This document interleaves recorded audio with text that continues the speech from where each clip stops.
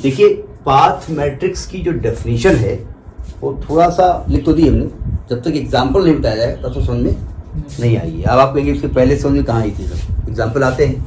ये कहते हैं जी अगर एक सिंपल डायरेक्टेड ग्राफ ऐसा है, डायरेक्टेड ग्राफ है जिसमें कितने वर्टिसेस हैं, m वर्टिसेस हैं, तो P और Bm में सेम नॉन जीरो एंट्रीज अगर हैं, अब कैसे एंट्री होगी हम बताएंगे, ठीक है। तो Bm की वैल्यू क्या होती है, a plus a square up to 8 power m, यानी अगर यहाँ पर m जो है वर्टिसेस हैं तो 8 पावर m तक वैल्यू निकालनी पड़ेगी। A को क्या कहते हैं, एडजेसेंसी मैट्रिक्स, तो जो P होता है उसको हम पाथ मैट्रिक्स कहते हैं। और P कैसे निकालते हैं वो एग्जाम्पल से समझेंगे। फिर समझिएगा, पहले आप एक कर दिया होगा, ठीक है, पहले आप उसकी एक एडजेसेंसी मैट्रिक्स बनाएंगे, A बनाएंगे, क्या बनाएंगे, A।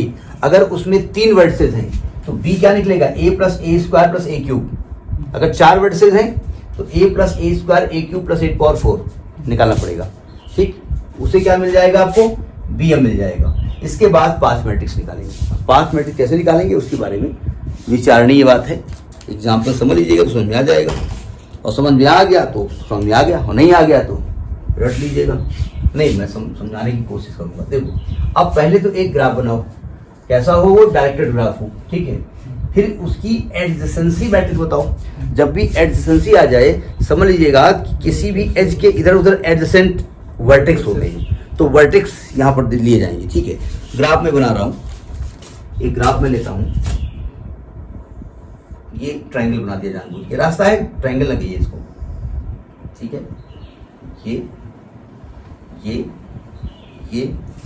ये देखो, ये A है, ये B है, बहुत ज्यादा ये V1 V2 V3 लिखने में बोर हो गया। ये इसकी डायरेक्शन है, ये इसकी डायरेक्शन है, ये इसकी डायरेक्शन है, ये, और एक यहां से ये डायरेक्शन है, ये, ठीक। इसका नाम है E1, ये एज है E2, ये एज है E3, ये एज है E3, ये एज है E4। नहीं, वो हमने जानबूझ के हमने नोट किया है ना, अब चूंकि अपनी कॉपी से हम चीटिंग करके बताएंगे कि कैलकुलेशन क्या होगा तो गलती हो जाएगी ना।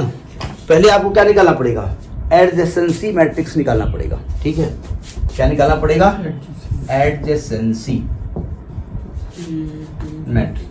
देखो इसमें वर्ड याद कर लीजिएगा, ठीक है, नहीं समझे, पता चला आधे वर्ड आप यहाँ से सीख के गए और एग्जाम में जाके वो वर्ड कहाँ गए, उल्टा हो गया, पता चला। एडजेसेंसी को इंसिडेंट पूछ दिया जाकर के, जैसे बताया ना एक पिक्चर आदमी देखने के, हमने सर बताया आपको पहले भी, तो वहां पर हीरोइन से हीरो कह रहा था कि तुम्हारी आंखें कितनी कातिल हैं, कितना मतलब, तो हाँ, तो उसको लगा कातिल वर्ड जो होता है ऐसे कहने से हीरोइन इंप्रेस हो जाती है, तो बोले ऐसे वाइफ को इंप्रेस करेंगे। घर आके एडजेसेंसी घुसेड़ दिए जा करके इंसिडेंट्स में, बोले तुम्हारी आंखें जैसे, अब कातिल भूल गए, तो बोले अब चूंकि उनको सेंस मालूम था, सेंस क्या होता है, बोले हत्यारिन लग रही हैं।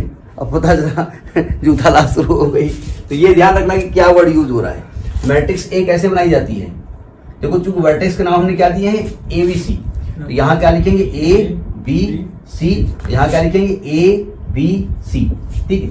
ए से ए में कितना है, 0, ए से बी 1, क्यों, ये बी थोड़ी जा रही है, रास्ता तो 1 जा रहा है ना, 1। ए से सी 0, क्योंकि रास्ता नहीं है, ये 1 वे है, 0। बी भी आ जाओ, बी से ए एक रास्ता है, 1। बी से बी 0, अगर ये लूप होता सेल्फ लूप तो 1 हो जाता। बी से सी एक रास्ता है, सी पे आ जाओ, सी से ए एक रास्ता है, सी से बी कोई रास्ता नहीं, उल्टा है, और सी से सी 0। डायग्राम समझ में आया, 0 1 0 1 0 0। अब देखो इसमें कितने वर्टेक्स हैं, तो Bm क्या निकलने वाला है, Bm निकलने वाला है a plus a square plus A cube, ये Bm निकलेगा। Bm कहो, B3 कहो, B कह दो, जो भी कह दो, तो A तो निकल आया, ये मैट्रिक्स, ठीक है, यानी A यहाँ पर क्या, ये है ना। अब ए स्क्वायर के लिए क्या करोगे, इसका मल्टीप्लाई करोगे ना, ए स्क्वायर के लिए क्या करोगे, इसका मल्टीप्लाई करोगे ना, तो डायरेक्ट लिखते हैं हम मैट्रिक्स मल्टीप्लिकेशन, मैट्रिक्स मल्टीप्लिकेशन होता है ना, नहीं मालूम है, मालूम। तो इसका जो वैल्यू आएगी वो आएगी 1 1 0 1 1, ये ए क्यूब है, सॉरी ये ए क्यूब लिखा है, 1 1 0 1, ये ए क्यूब है। हमने निकाल के देखा तो है लेकिन देख लीजिएगा गलती हो सकती है।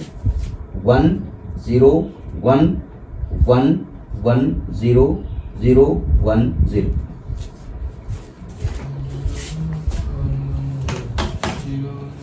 यानी पहले मैंने क्या किया, पहले ए निकाला एडजेसेंसी मैट्रिक्स, फिर चूंकि इसमें कितने वर्टेक्स थे, 3 वर्टेक्स थे, 3 वर्टेक्स से तो यहाँ पर एक तरीके से B3 निकल आया।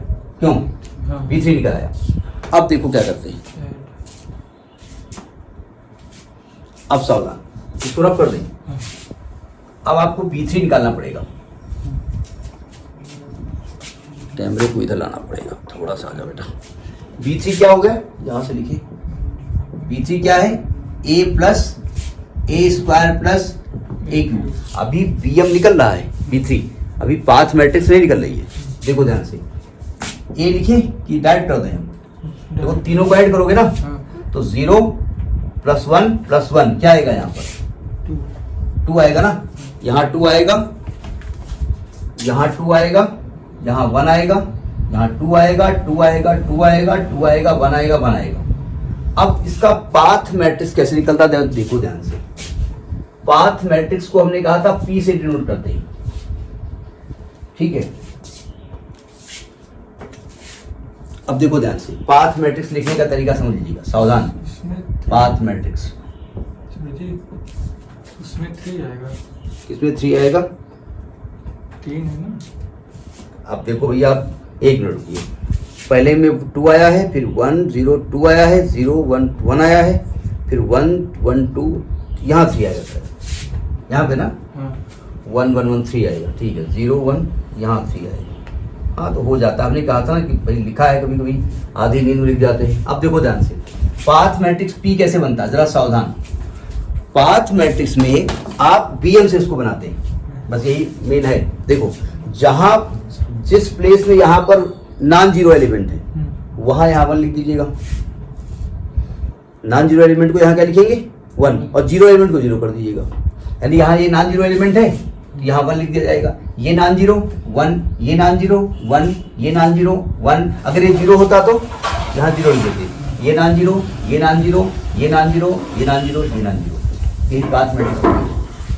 अगर यहाँ कहीं 0 लिखा होता तो यहाँ हम क्या लिख देते, फिलहाल 0 नहीं लिखा है, मतलब जितने भी BM में नॉन जीरो हैं उनकी जगह पे 1 लिख दीजिएगा, और जिसमें BM में 0 है उसकी जगह 0 लिख दीजिएगा। इसी को पाथ मैट्रिक्स कहते हैं, ठीक है।